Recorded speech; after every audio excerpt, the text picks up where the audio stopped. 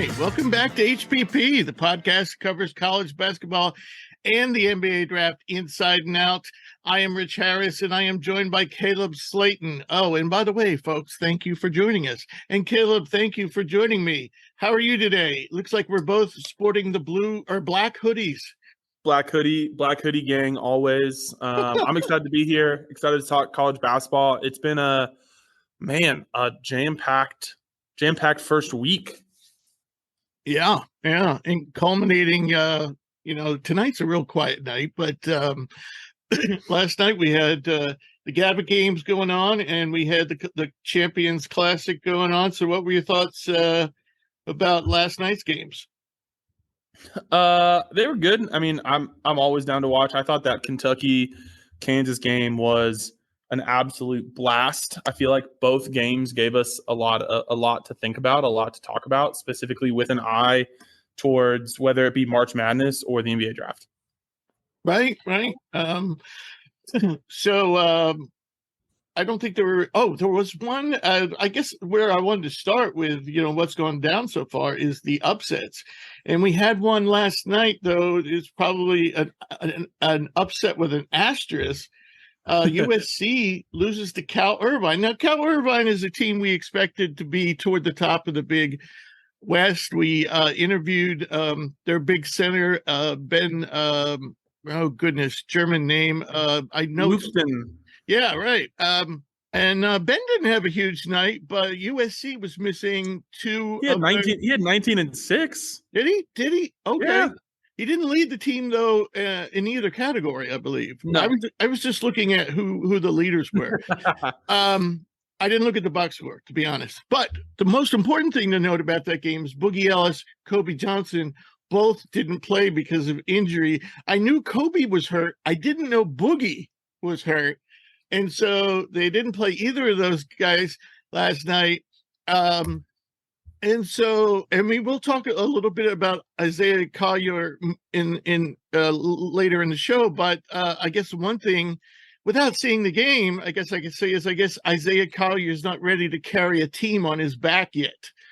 I mean, that's not fair because you're missing two starters. Like, Collier might end the season as the best player on USC, but if you were to say, let me take away two starters from any team in the country, they're not going to be successful. I agree.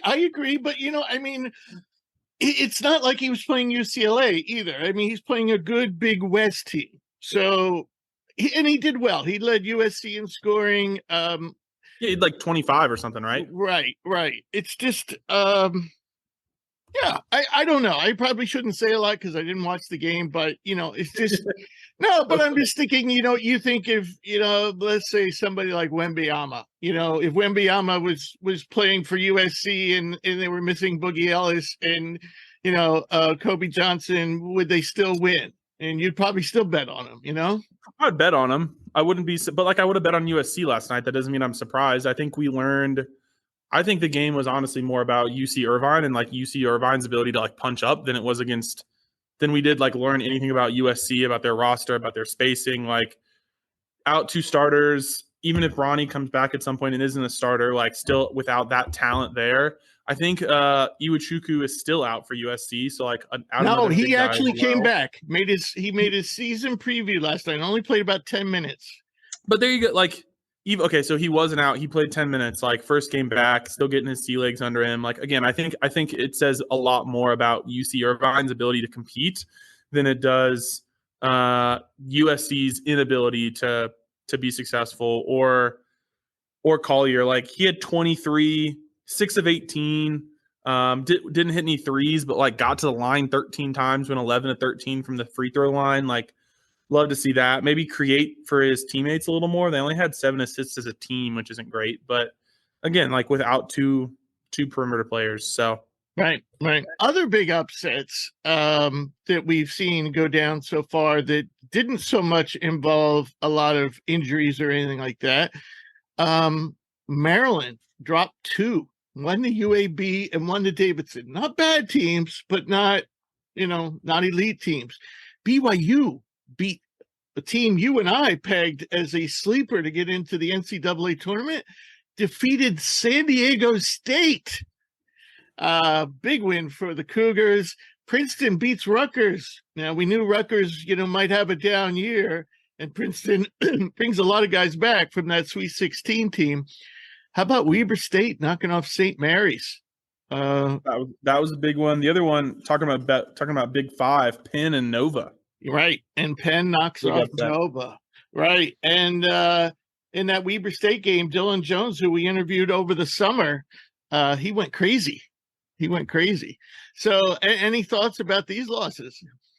So I've watched a little bit of the Weber State game, the Dylan Jones game, and then I watched parts of just like snippets of the Villanova game. Get to my notes. A few things that I noted: Penn versus Nova specifically. That was the one I think that I focused on a little bit more and went back and watched. Penn shot 40% from the 3-point line and took 34 free throws. I think whenever you do that, it's going to be tough to lose a game, right? So like Penn's offense looked really, really, really good. And I think that says a little bit about Nova's defense. I think specifically with their ability to keep guys out of the paint and kick and shoot. Their perimeter defense and their post defense, like they only played, I think, like 3 bigs. Lance Ware hardly played. Or 3. Lance Ware, the transfer from Kentucky, who's about the only shot blocker on that team, he barely played. Yeah, he only played like 7 minutes. Yeah. And Villanova had 1 block shot the whole game. How do you foul that much and only block 1 shot? The other thing about that game, Penn out-rebounded Villanova. Weird. Penn out-rebounded Villanova, and Villanova only shot about 25% from deep. And if you notice, Hakeem Hart only played 9 minutes. See, the Kyle Neptune factor, I think, is already kicking in for Villanova. When I previewed the Big East with Pete, I kind of went off on a little rant about Neptune. And, already we're seeing him not play Lance Ware, the only shot blocker on his team. The best 3-and-D NBA prospect on this team, Hakeem Hart, he didn't start in the previous game, and in that loss, he only played like 9 minutes. I don't know what Kyle Neptune's doing, and I'm not so sure Kyle Neptune knows what he's doing. He's had some. I wish I could remember the list, but I saw a list on Twitter of his losses over the last couple of years, and it's a bad list. It is like not a good list of teams that he's lost to. All right. So what players have impressed you the most this far? And let's exclude freshmen. We'll put them in a separate category. So what veteran players have impressed you so far? Veteran players. I mean, I really like what I've seen with some of the Creighton players, Trey Alexander, and the trio there, right? Trey Alexander, Kalkbrenner, and Shireman, I think have all looked particularly really good. Creighton if you want to go back to the champions. Creighton's shooting the leather off the ball. I mean, everybody on that team is just, including the guys we were worried about as replacements for Kaluma, Mason Miller and Isaac Trout. They're both shooting like well over they're just shooting the lights out. Shireman's shooting the lights out, and Alexander's going off all around. I mean, assists, shooting, scoring, even rebounding. My big question with Creighton is the game last night, particularly against Iowa. They looked really good. I think they were super balanced. They had really good balanced scoring all across the board. But Ashworth only got 3 shots and just like didn't have foul trouble. I couldn't see I don't think he was injured. Like he played 25 minutes. But for him in the starting backcourt to only get 3 shots, again, not like that's going to doom their season, but just like something that I noted. Didn't really feel like he fit and flowed into the offense very well. A couple of other people. If I could interject there about Creighton before we leave them, the one thing I want to see from him more than anything, I want to see the ability to knock down the 3, but I don't want him to be a primary scorer. If I'm Creighton's coach, I want to see him be a great distributor like Kolek, I want to see Really him set the table. Yes, that's what I need from Ashworth, because I think they have plenty of other offensive options. That's fair. But still, there's still a balance, right, between 3 shots and Yes, not being a primary scorer. indeed. Man, Tristan Newton. Did you see that UConn versus Mississippi Valley State last night? Tristan Newton flirting with I the saw the triple-double. finals. I saw the final score, and I thought that was about all I needed to know. It's fair. Cam Spencer. I mean, again, like, are we taking a ton from UConn versus Mississippi Valley State? Maybe not, especially with the eye to the tournament or the draft. But shooting translates for the most part, I think. And Cam Spencer shooting 7 of 11 from 3 and getting those 11 threes up, super impressive for me. I love to see a guy get those shots. Right. Dalton Connect with Tennessee has just been playing like he's shot out of it. Like, I think if we talk about big winners over the first week and a half, 2 weeks, he's got to be on that list.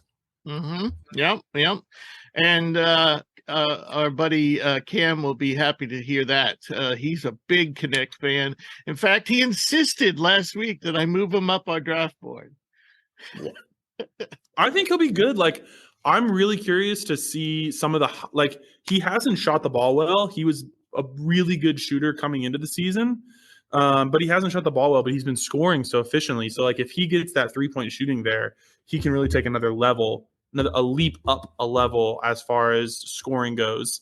I'm really curious when Tennessee gets, especially into the SEC play, what does he look like in space, on defense, athletically? Can he make guys miss off the dribble at all? Right. I don't have an answer to that question yet, but I really like from just a skill level where he's been at throughout the course of the year. One other note on Connecticut, Stephen Castle didn't play last night because of an injury. I'm not sure what it is or how significant. I haven't heard much about it. All I know is he didn't play, and Castle's been off to a fantastic start. UConn fans have to be encouraged. I think UConn is right back in the running for a national championship if Castle keeps it up. And speaking of newcomers to the SEC, how about Grant Nelson? You know, this is a guy who's 6'10" or 6'11", somewhere in there, with great athleticism. And I'm not just talking about for a big, just great athleticism. The problem for him has been consistency with a shot and turnovers. Now, he had to do a lot, in the Summit League, for his team. And was he North Dakota State or South Dakota? I forget. Pretty sure he was North Dakota State. Yeah. So, he had to do so much for that team. So with Alabama, he can kind of fit in, and he's been doing very, very well.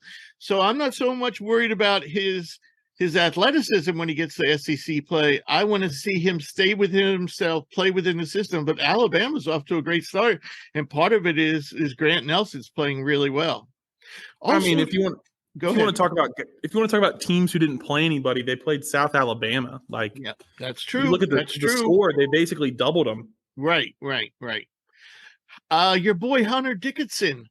27 points, 21 rebounds last night. And he's also been hitting an occasional three. He threw some shots at the basket. Does Kentucky play anybody over 6'7"? Not right now. Exactly. Like, all he had to do was turn, and he was right there. And of course, Zach Edey too is off to another fantastic start. Yeah. So I really like.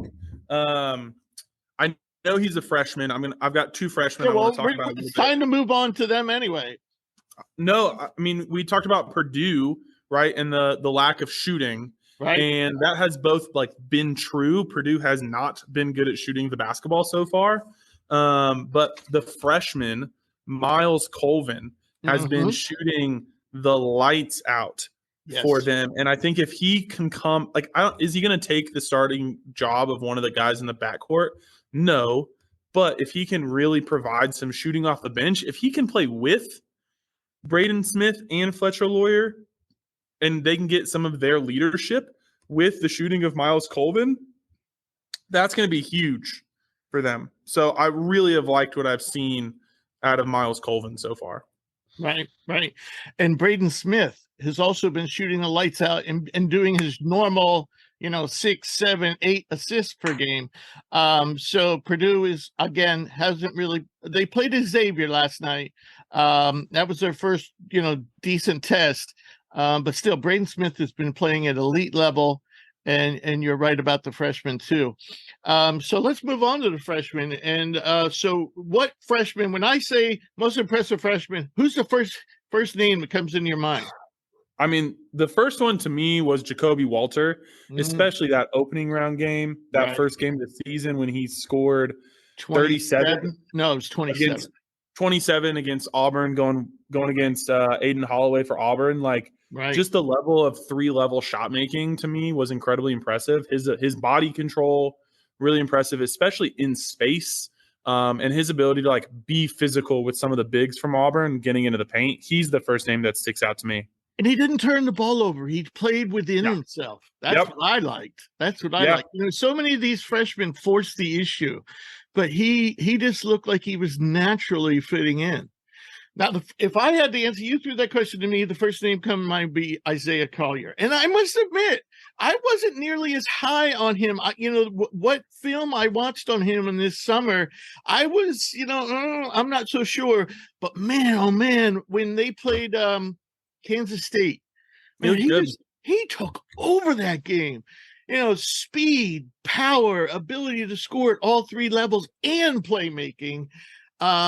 So I am now, firmly committed to having him in my top 5.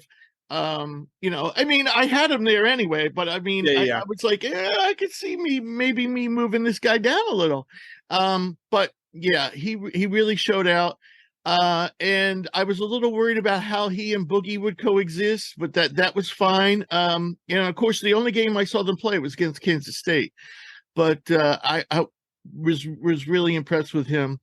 How about the guys on Duke? Duke's only really playing the 2 guards, and the 2 forwards aren't really seeing a lot of action. What do you make of the freshmen on Duke? I mean, Caleb Foster obviously really impressed last night, right? He was like 4 of 6 from the 3-point line, had 16 points in the second half. There's a really good case that he won them the game, right, with his ability to space in the court. I think to me, it's been a little. It's a mixed bag, right?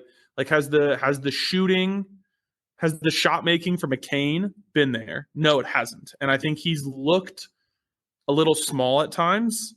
Which I think is like the big concern for a lot of people is his size. He's 6'2" with, I think, only like a +1 wingspan. Like, he's not super long. He's barely 200 pounds. But he has looked so good. I personally think on the defensive end, like his ability, and I think that has, as a Duke fan, right, I've like watched both of their games. And I think the defensive guard play outside of Roach. So McCain, Proctor, and Foster, I think, have all looked really good on the defensive end as guards, especially Proctor. Proctor's defense and his ability to stay in front of people, so impressive. But I think, mixed bag with McCain. I don't think Foster's gotten the leash yet to really show his full complement, especially off the ball. And I know that was one of the things that we talked about in our preview that I talked about with Duke is like Foster in AAU was more of the like fit in, needs to be there. He's more of a connecting piece. And then when he was playing in high school for, I think, Notre Dame out in California, he was like the on the ball guy, and he was getting 7-8 assists a game, putting 30 points up. And so I'll be interested to see how he toggles back and forth between that. I think as the season goes on, Foster's going to get more run than Roach. I think he probably takes Roach's spot, and we see Foster, McCain, and Proctor close games. The forwards, I mean, TJ Power basically hasn't played at all, and so there's no comment on that. And I haven't quite heard why. I heard some speculation that he might be dealing with an injury, but I don't totally know. I love what I have seen out of Sean Stewart so far, and I'm pretty upset with Shire for not playing him. Right. very athletic. Did you have any? Did you have any thoughts No, on the games last night? no. I think you nailed it on the head. And I would like to see more from Sean. And I just think it's you got Ryan Young, you got Filipowski. I mean, Mitchell. You got those guys, but you think there would be a little room to get him in the games a little more. So I mean, Sean Stewart's better than Ryan Young. Like today. Oh, right. November 15th. Like that's I think the frustrating thing is like Ryan Young. I think in that Arizona game, Duke lost by 5, and Ryan Young was like a -14. Right. He was so bad against Arizona, and they gave Arizona so many open looks in the lane. I know. And there's I actually think if I put you on my shoulders and we went out on the basketball court, I think we'd be better than Ryan Young with me carrying you around on my shoulder. That would be a fun game. At least we'd be faster. Ryan Young, if you hear this, let's make this happen. I'm down for it. We'll block every one of your shots and we'll be faster laterally. Rich and I versus Ryan Young. But we have to do it with you on my shoulders. I'm here for it. All right. So what are some of the other freshmen that you've been really? Well, no, I wanted to ask you about what you think about Kentucky's impressive freshman trio of guards. One thing I noticed about Kentucky last night, having no bigs, is oh my God, are they fast? Oh my God, are they fast? Huh? It was so fun. Yeah. I mean, those guys just get up and down the court, and when they're hustling, you can't beat them to the ball. What do you think of those trio of guards for Kentucky? It's going to be fascinating to see how Cal manages rotations, and like manages the leash with some of these guys. Like, man, I wish he would have just played Reed Shepherd and Dillingham more in the second half. Like it was super obvious to me that DJ Wagner had a leash that Dillingham does not. Right. And Dillingham was so much better. Or Shepherd, Yeah, right. Like Wagner has that leash for some reason that those two guys don't. And from everything that I've heard, like Dillingham and Shepherd have looked consistently better since they've been on campus. They have. I've seen Kentucky play twice now, and Shepherd and Dillingham have played better. I mean, just from like people that I've heard talk about practices over the summer, like by the time they stepped on campus, both Reed's ability to pretty consistently, obviously he took like a 3 last night he didn't need to take, but pretty consistently make the right read. He has, I think, like 16 stocks through 3 games, so like steals and blocks combined. Yeah, like his hands are so good. There was a play last night even where who is he on? He was guarding McCullough, so he's guarding up, and no, he was on Timberlake. Timberlake does an entry pass and then does like a cut in front of Dickinson, and like instead of behind him, he like cuts right in front of him, and Dickinson just gets the pass and goes to spin towards the basket, and Shepherd's right there. And Shepherd's obviously a lot smaller than Hunter Dickinson, but like stands there, arms straight up, and Dickinson tries to spin into him and ends up missing the layup with him kind of as the primary defender because he helped off of Timberlake's cut. And so like that to me is just super impressive. His basketball IQ. Dillingham might be the fastest college basketball player in America. Right. Yeah. With the ball in his hand. Like he put DeJuan Harris on skates twice. Yeah. And DeJuan Harris is probably the best defender. The reigning Big 12 Defensive Player of the Year.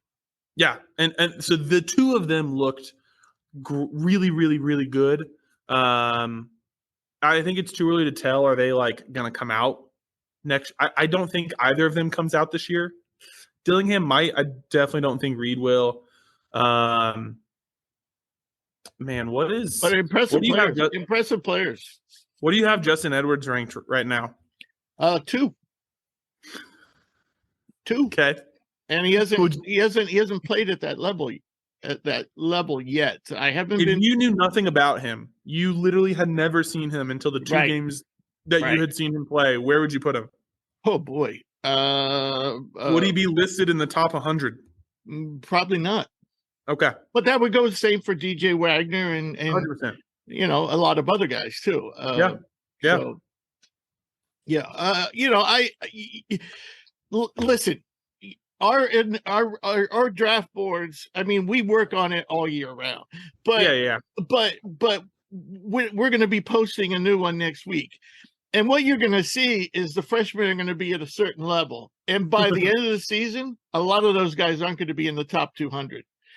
Sure. Or if they're still in the top 200, they may have started off at 20th. And by the end of the season, they might be down to 120. So yeah, that's just the way it works. It's always a freshman heavy board at the start. And then we filter them out as we watch them more and more. Yeah, but good point. All right, one thing about I want to get back to the teams just for a second. Is there one particular team, and I'm not talking about, well, it could be any team, but there's one particular team you said, wow, that team's a lot better than I thought. I mean, if we just stick with where we're at, like, I think Kentucky, honestly, personally, Kentucky was super impressive to me last night. Like, Kansas is supposed to be this team that has it all together, right? Like, they've a ton of returners. They've got veteran leadership at every possession, and Kentucky is a hodgepodge. They don't have a center on the roster. They aren't playing a center, right. And Kentucky was really able to push them, and I was super impressed by that. Right. I mean, we could talk about Creighton's shooting. I think Marquette's looked pretty good. I think they played a really good game against Illinois last night. Yeah, I watched that game. That was a great game. The team, I don't know if they're a legitimate title team. But the team that I think, a team that sneaky, we haven't mentioned them yet, that I think looks really good right now is Gonzaga. Well, they haven't played anybody, but yeah. No, but they also I like what I've seen out of Graham Ike. I've liked what I've seen out of Watson. Like, I like their backcourt. And they've got this freshman. Right, freshman center. Redshirt freshman, but yeah. Yeah, Braden Huff that's coming in just lighting it up, and I think that's been super impressive. Yeah, I like what I've seen out of Kentucky so far. Or sorry, not Kentucky. North Carolina. I've liked USC. I like Baylor. There's been a lot of teams that I've been really impressed with so far. All right.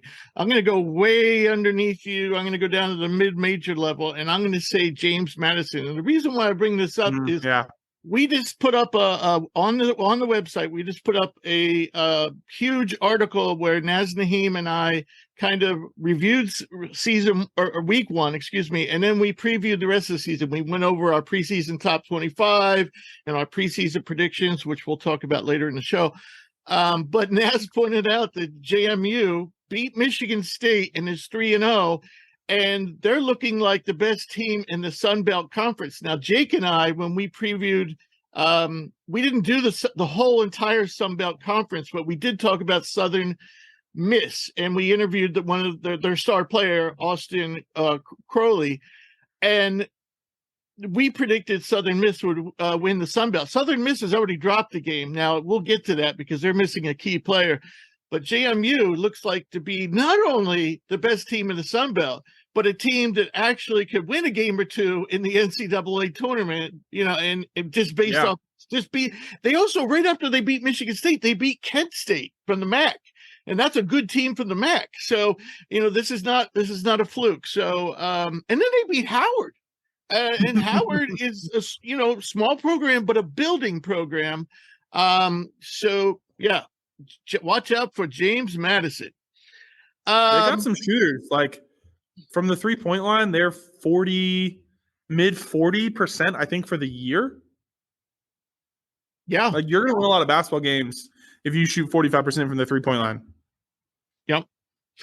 So looking over, one thing Naz and I did in that article was we kind of summarized the players who have yet to get waivers from the NCAA. By the way, The Athletic reported last week that only 18% of second-time transfers are getting waivers. That was something we talked about. I've actually seen a few get them last week. but also we kind of summarized the injuries, suspensions. Some players are out for personal reasons, blah, blah, blah. And but before I want to ask you, who you think's being impacted the most by some of those players being out. I got to mention 2 season-ending injuries that have already occurred. Malachi Smith down for the year again for Dayton. I know. That is a crusher for a team that was the favorite to win the A10 and also could have done damage in the NCAAs. It basically leaves them without a point guard. They just lost to Northwestern, I think, I guess last week at some point.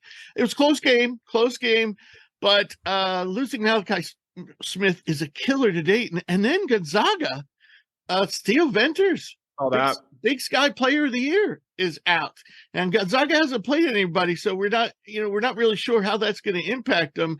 But they don't have a lot of wing types on that game. It's more like bigs and guards. So two tough losses. But looking over those lists that Naz and I put up, who do you think is being impacted the most by the waivers and the injuries and the suspensions?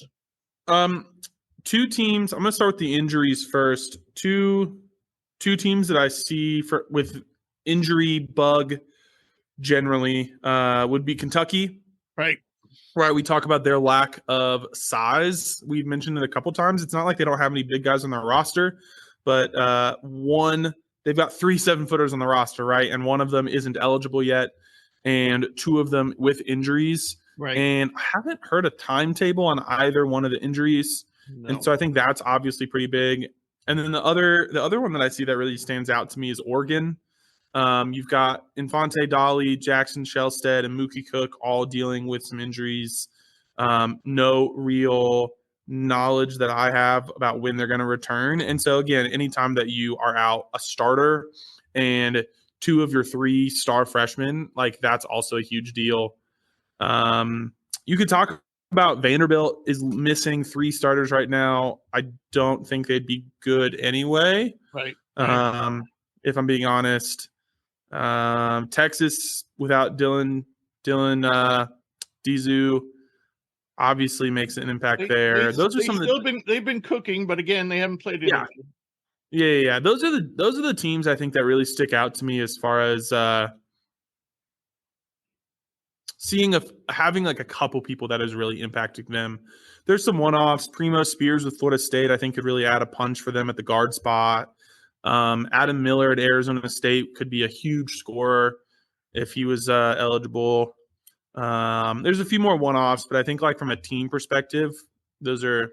What about you? I feel like you dig a little deeper than I do, and we'll start with the waivers. I think some of the most impactful waivers is for example, Louisiana Tech favored. At least we picked them to win CUSA, but they don't have their best player, Daniel Baccio. Their best player, is still hasn't gotten a waiver. LSU with Jalen Cook, he's probably their best player, no waiver. Ole Miss barely beat, I believe it was Eastern Michigan last night. I think they won by 1 or 2 points, and they don't have Musa Cisse and Brandon Murray. These are huge. And then I mentioned Southern Miss has a player missing. That's Andre Cabello. He has yet to get a waiver. So, you take away an Andre Cabello for Southern Miss, or you take a Daniel Baccio away from Louisiana Tech, and you go from having a team that wins the conference to a team that maybe finishes in the middle of the pack. That's how important those guys are. And with Ole Miss missing 2 of those guys, they still have a nice starting lineup, but they have no depth without those guys. So those are big ones. In terms of the injuries, beside the ones we already, Naquan Tomlin, we still haven't gotten word. It's not looking good for him to get unsuspended. Of course, Mississippi State, by the way, is still cooking without Tula Smith. They're getting some shooting from one of their transfer guards and their freshman guard.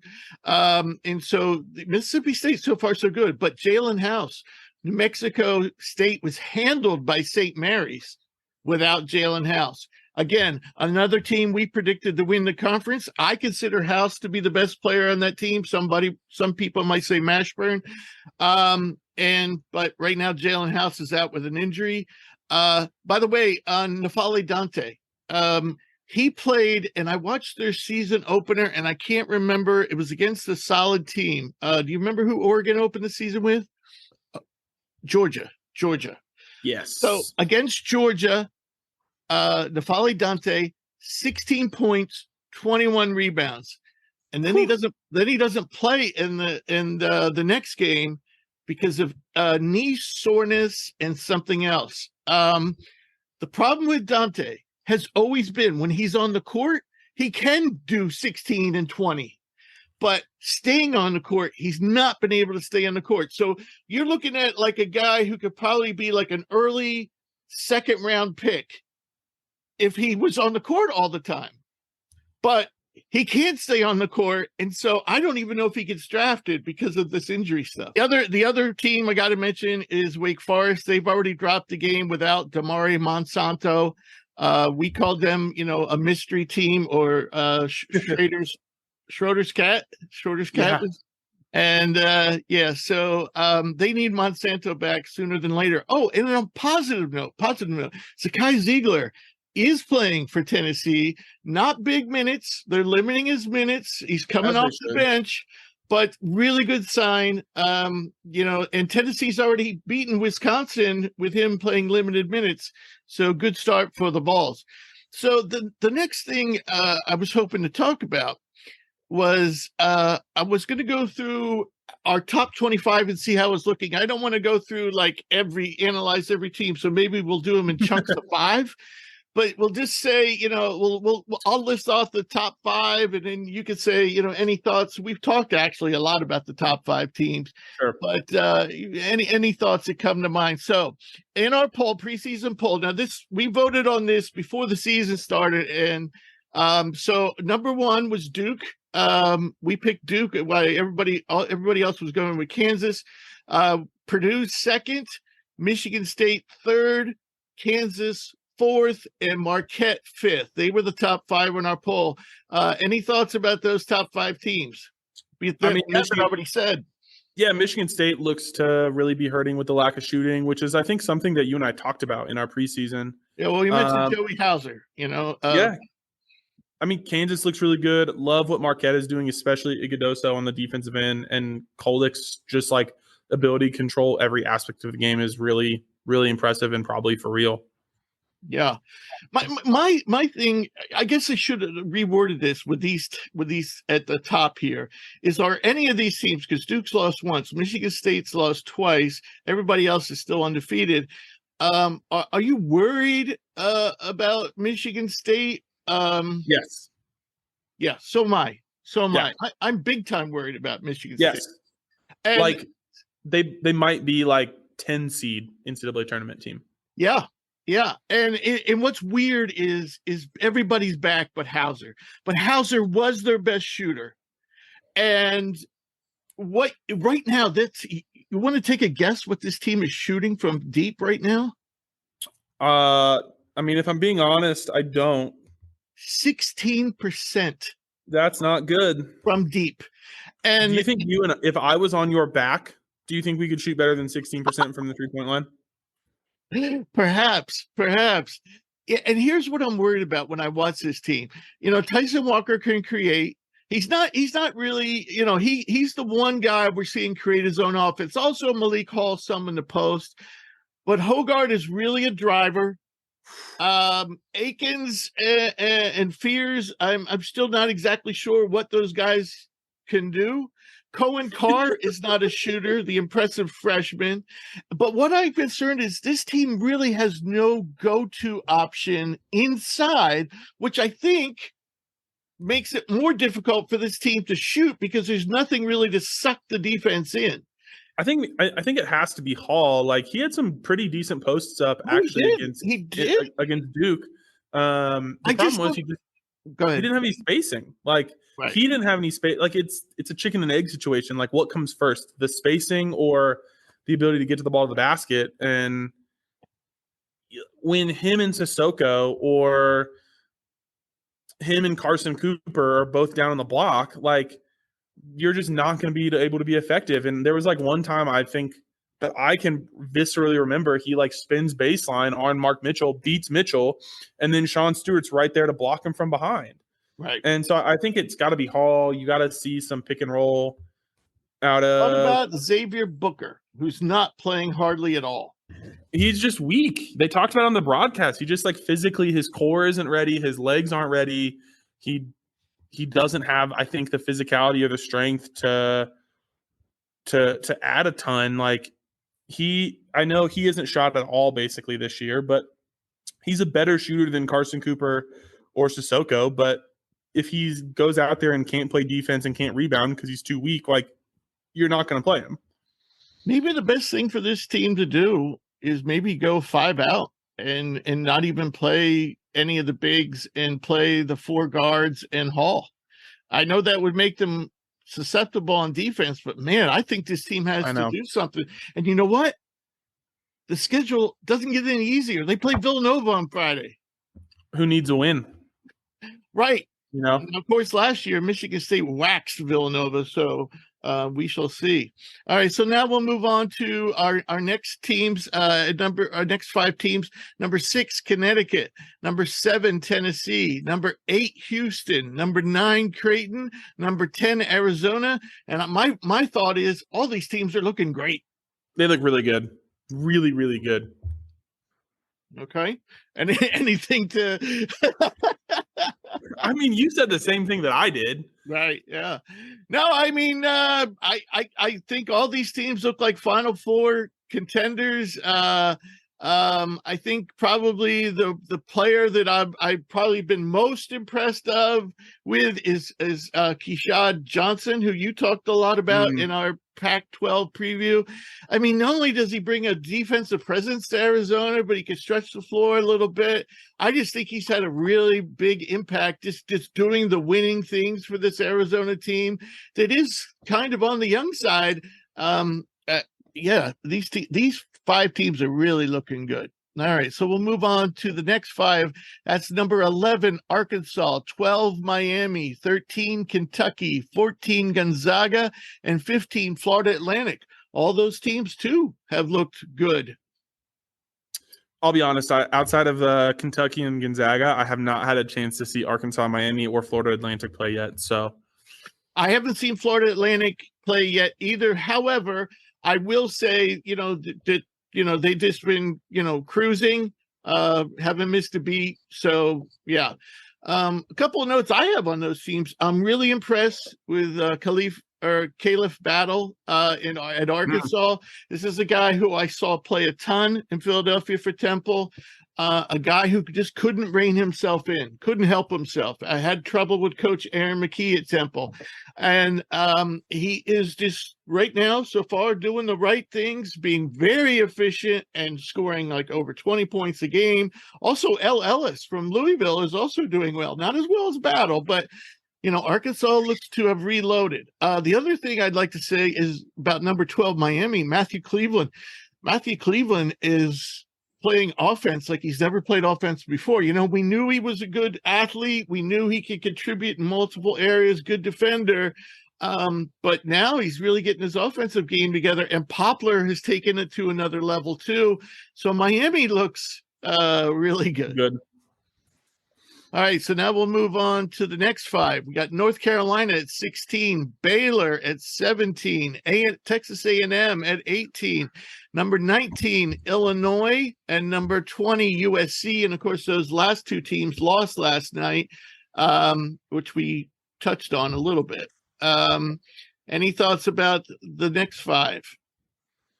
Yeah, I like what I've seen in North Carolina so far. I think this is tough to quantify, but there seemed to be a lot of roster strife last year, and I think we saw that with some of the stories that came out with Caleb Love. But from what I can tell with him on the court, they seem to be gelling a lot more. I like what I've seen out of Harrison Ingram and his ability to play kind of that like point forward position. They aren't quite shooting as well, I think, as we expected, or at least I expected. Well, Bacon's going crazy, but Oh yeah, I mean he's like 26, right? He's putting up Zach Edey like numbers. No, sorry, he's 20. My bad. He's only 23. I'm Yeah, sorry. yeah. But like I think North Carolina's got some rotation stuff to kind of work on and tweak a little bit. I'd love to see them get Seth Trimble a little bit more. I like some of the freshmen as well there. Man, Baylor looks really good. Henry Coleman for Texas A&M has been incredible. You Yeah. want to talk about like impressive guys. Yep. What about you? You got any thoughts on any of these teams? Well, Illinois, my right. big concern going into the season, and we talked about when Coleman Hawkins was on the show, we talked with him, what are you going to do without a point guard? You didn't really have a steady point guard last year because Epps and Sky Clark came in as freshmen, and both of them ended up leaving the program. And he was like, no, we're just going to share the ball. We don't need a point guard. Watching them against Marquette last night, they played well, but I think they need a point guard. They're giving a lot of those duties to Ty Rogers and Marcus Damask. And there's just something that doesn't quite click with that offense. And they still don't have enough shooting. Luke Goody is shooting really well. Damask is shooting pretty good. Hawkins missed. Damask is not shooting well. He missed like 3 or 4 open shots last night that would have turned the game. Terrence Shannon, again, explosive. I don't know if there's a more explosive player, in the open court. And but he has trouble. He's not a great shooter. Yeah. And he's not a great shot creator. He's good at those categories, but he's not great and not good enough to carry this team. Yeah. So they really need someone to set the table to get them easy shots, and they don't have that person. By the way, you want to talk about fastest players in the country? Terrence Shannon is one. That guy is just a blur going up and down. Terrence Shannon's like it's a different kind of speed. Like with the ball in the open court, end to end, Terrence Shannon is just so powerful. Mm-hmm. But man, in short spaces, oh man, there was like one specific crossover I can like imagine from Dillingham last night, where he like is coming up the left side of the court with the ball in his right hand, and crosses over and then steps back, and Dwan Harris was like still biting on the crossover. So it's hard for me to get that out of my head. But to go back to Illinois, you can really see their lack of point guard play when you look at their offensive efficiency. They're averaging, I think, pretty even assists and turnovers right now. Last night against Marquette, they had 8 assists and 15 turnovers. Right. They're shooting this was a problem for them last year. They were at the bottom of the conference for assist percentage and at the bottom or at the top of the conference for turnover percentage. It's even. So right now they're averaging 12 assists and 12 turnovers per game. They're shooting like 31% from the 3-point line, 44% from the field. So they're not getting easy shots at all. All right. I'm going to take a timeout before we finish our top 25 and make this point. We've just covered our top 20. The 2 teams that we express serious concerns about are Michigan State and Illinois. I also want to point out that 3 Big Ten teams now are 1 and 2. Michigan State, Maryland, and Wisconsin. 3 teams we thought would be in the upper half of the conference, including the team we thought would win the conference. I think the Big Ten's in a little trouble. And these games, a lot of people are like, oh, I'm not going to watch college basketball until after Christmas. But you know what? These games are so important when it comes to getting into the NCAA tournament, because how you do as a conference sets up how the computers think about your conference. And also how people think about the conference. But if you don't do well as a conference, the computers are not going to like your strength of schedule. And Also, if you do poorly individually, take Texas A&M last year. They did super in their conference, but they started off so poorly. So even though A&M was neck and neck with Alabama in the SEC, Alabama got a 1 seed in the tournament. A&M got a 7th. Why? Because A&M back in November and December lost a lot of games. So these games matter. All right, so now we'll move on to the final 5 in our top 25. Texas at 21, Villanova at 22, UCLA at 23, Alabama at 24, and St. Mary's at 25. Of course, St. Mary's has already dropped the game, which we talked about the Weber State, and I already talked about Villanova. So losing the pennant, as you did as well. So any other thoughts about these final 5? Are we worried about any of these teams? Worried? No. I feel like one of the themes, thinking back to like the previews you and I did, was like, oh, I like what this team has, but can they shoot the ball?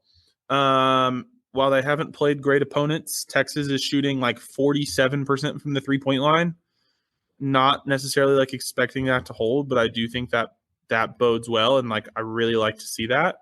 And they're getting up a ton, like Abe Smith and Tyrese Hunter, and then Atheel Thornton are getting up between the 3 of them almost 23s a game, which I love to see. So if they can keep that up, I just think that bodes well with especially the guard play between Abe Smith and Tyrese Hunter. Like I think that bodes well for March. Yeah. One thing I'm a little worried about with those teams is St. Mary's has been very Aiden Mahaney dependent. Which you kind of expected, especially with the year Mahaney had last year. Yeah, and they seem to miss Logan Johnson more than I thought they would. I mean, really good player. We talked about him. He wasn't going to be easy to replace, but it's even looking a little more significant, at least right now. The other thing with Alabama, even though Alabama's undefeated, I'm a little worried about their defense. They're really not. They're really going with a small lineup. They're not playing Nick Pringle. They're not playing Mahaba Wog, or Stevenson. Isn't playing a ton for them, and those are their big guys. And Nelson, they're basically going with Grant Nelson, who's really a 3 or a 4 at the center position and a bunch of guards, which is great when you're playing Southern Alabama. I just don't know how that's going to work when you get in the SEC play, but we shall see. Kentucky's doing the same. So, and it didn't do too bad for them last night, though. Ultimately, Hunter Dickinson and his size won out, but. Those games, man, if they stick with that, those games are going to be real fun. Oh, yeah. That Kentucky-Bama game is going to be blistering. It's definitely fun to watch. All right, so I'm not going to go over everybody's season predictions. We had 6 people on the staff give us their predictions for Final Four, National Champ, Player of the Year, Freshman of the Year, Coach of the Year. I'm going to let you talk about yours. I'll say who mine were, and then we'll talk about the consensus. All right. Man, one of my some of my picks look really bad already. This is embarrassing. I had in my Final Four, I had Duke, UConn, Houston, Michigan State.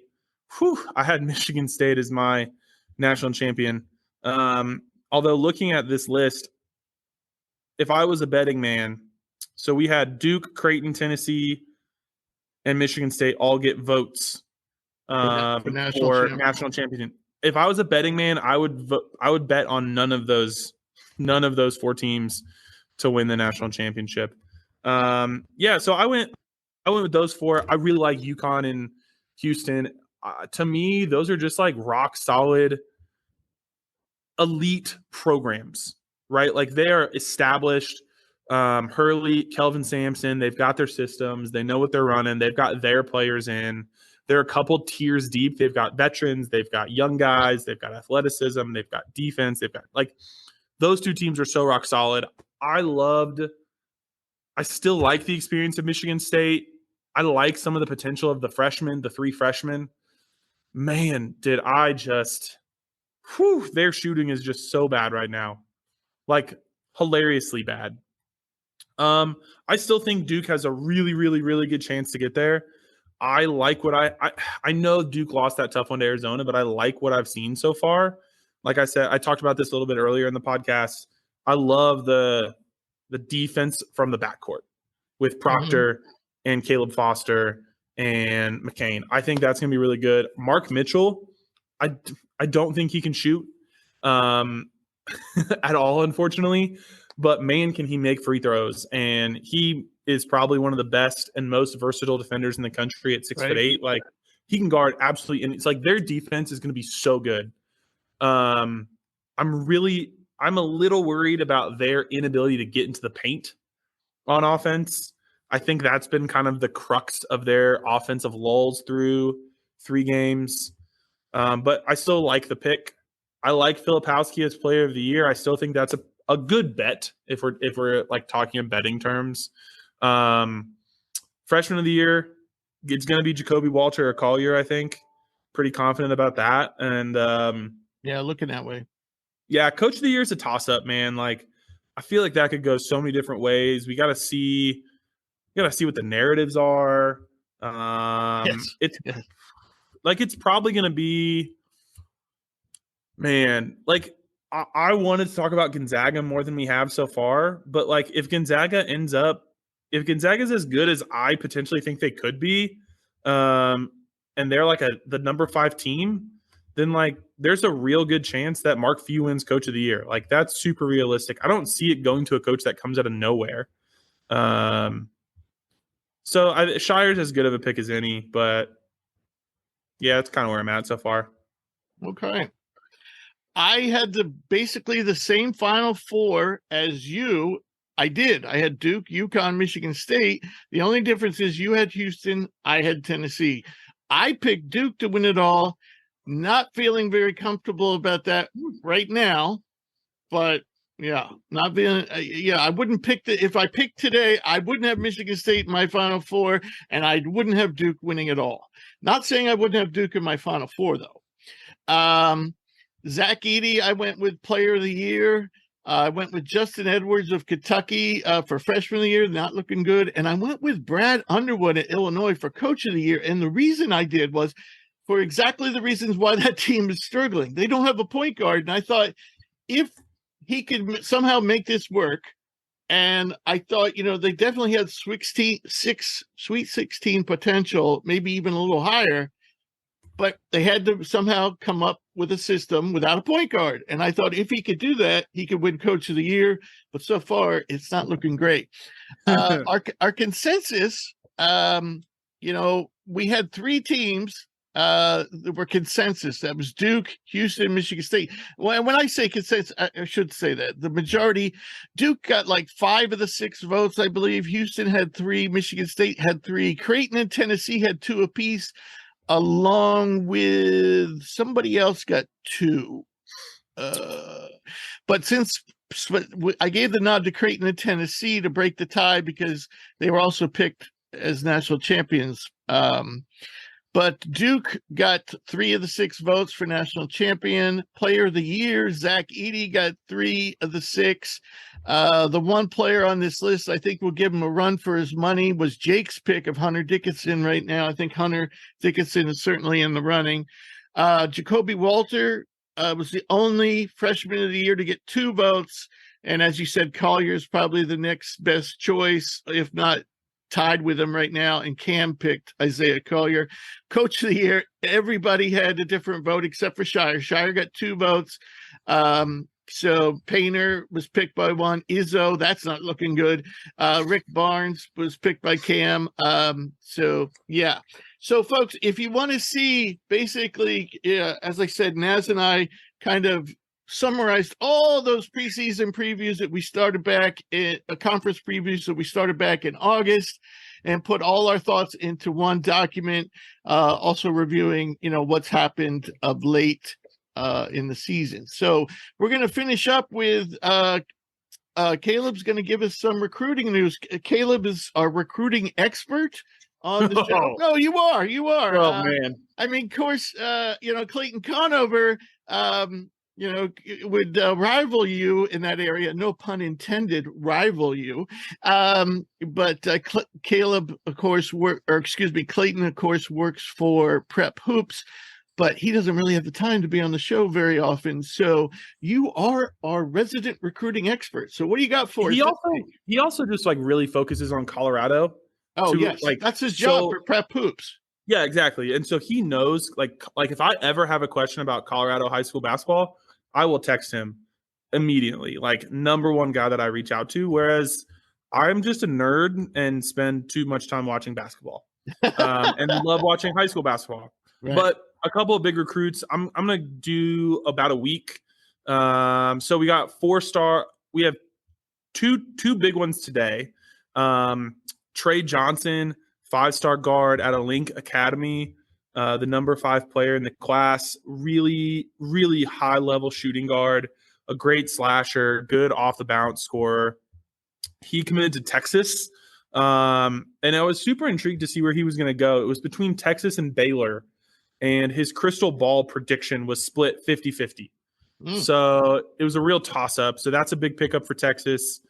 And then also today, a 4-star combo guard at a Grayson, Georgia, Jakari Harris, a bowling ball of a prospect, committed to Purdue. Really like that pickup for Matt Painter. Going back, you've got 5-star center, Jaden, I think it's Quiance. I am 100% butchering that last name, though.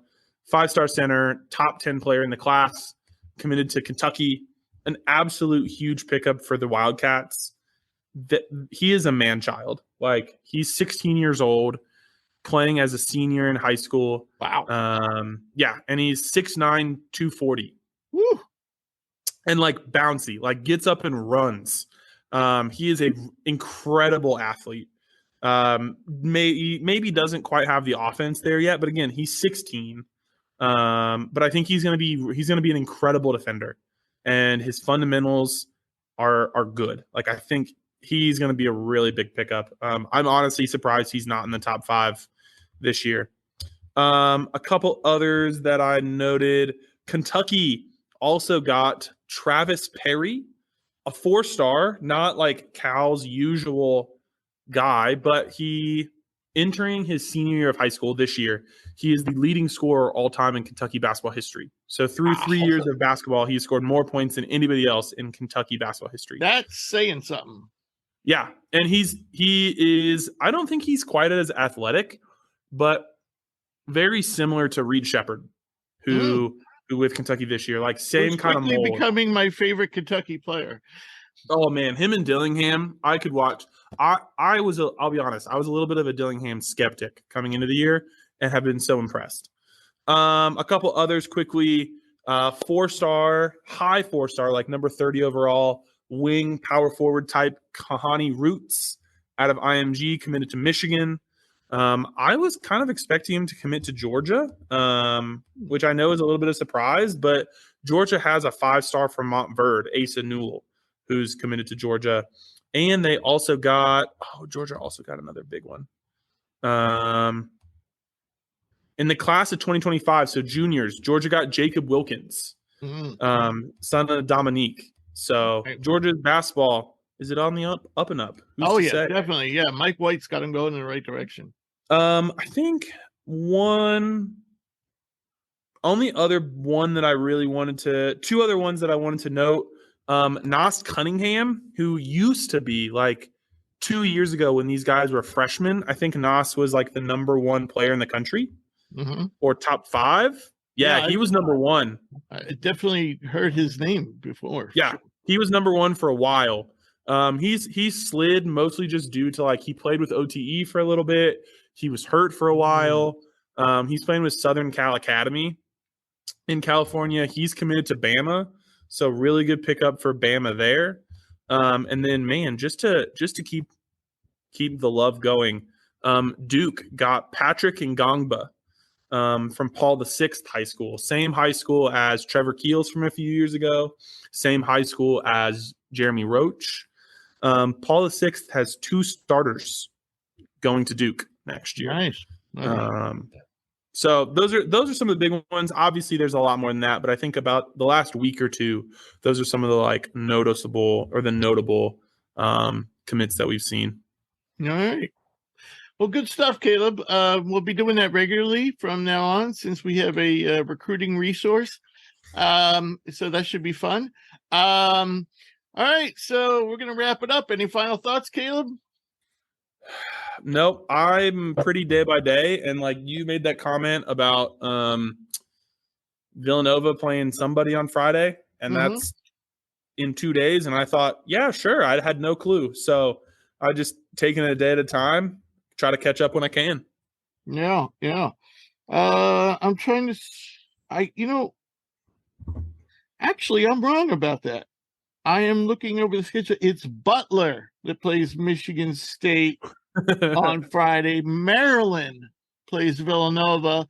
They both need a win. Maryland can't afford to lose that one. They'll go down to 1-3. A lot of people need to win in those games. Right. Some other good games coming up. Florida State, Florida on Friday. Xavier and Washington. That's an interesting combination. Kansas State and Providence. Dayton and LSU on Thursday.